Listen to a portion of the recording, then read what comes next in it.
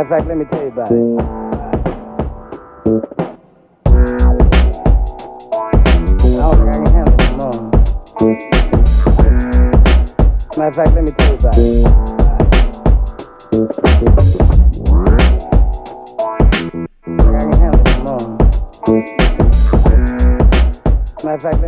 C'est une danse hip-hop qui a vu le jour dans les années 60, donc qui a été un peu englobée sur différentes danses. Les spécificités du break, c'est de mélanger de la danse avec des figures acrobatiques. Donc alors un battle, c'est simple en fait, c'est soit une réunion de deux équipes, soit de deux danseurs, et en fait ils ont 3 passages, entre 3 et 5 passages, pour faire la meilleure performance possible et à partir de là gagner le battle. Donc on garde quand même cet esprit de combat qu'il y a dans la capoeira, dans les sports de combat, tout ça en danse.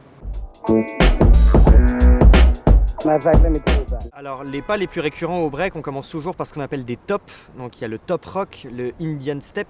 Après on va plus passer sur des figures au sol, donc on va passer sur un six step, ce qu'on appelle des passes.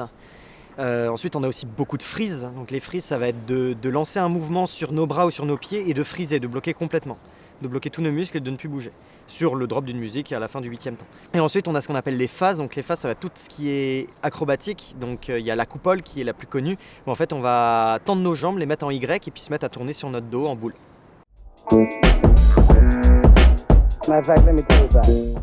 Alors, l'impact moi que le break il a eu sur ma vie, c'était un peu particulier parce que j'ai commencé le break assez jeune, j'ai commencé avec la capoeira, donc j'ai eu un très bon niveau assez rapidement.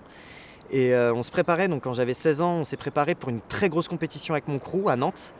Et en fait en me préparant, je me suis mal échauffé et en lançant une figure qu'on appelle le air flare, je me suis déboîté l'épaule. Et en me déboîtant l'épaule, je me suis déboîté l'épaule vers l'arrière. Et en fait en faisant ça, je me suis un peu abîmé la malléole et quand le pompier a voulu me remettre mon épaule, il m'a cassé la clavicule et l'omoplate. Fracture ouverte déplacée, 1 an et demi sans sport, bien évidemment. Et donc du coup, c'est à partir de ce moment-là où j'ai dû arrêter de faire du breakdance parce que je pouvais plus en fait. Clairement, mon épaule il tenait plus. J'ai eu beaucoup de séances de kiné pour me remettre en forme.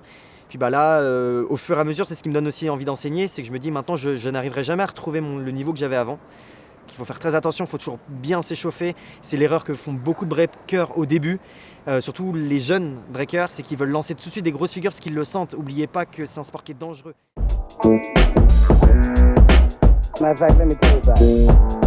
Alors le breakdance en France à l'heure actuelle, on a un bon statut parce qu'on a des très bonnes équipes.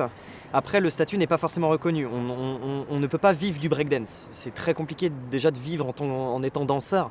Quand on est en breakdancer c'est compliqué parce qu'il n'y a pas un statut de prof de hip-hop ou en tout cas de professionnel du hip-hop.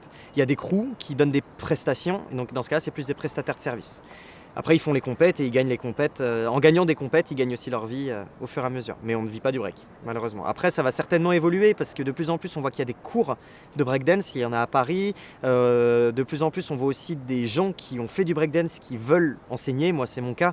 Je sais qu'à l'heure actuelle j'ai plus envie d'enseigner des figures à des enfants ou à des adolescents plutôt que faire des battles. Je pense que ce côté-là, moi, m'intéresse plus à l'heure actuelle que le battle.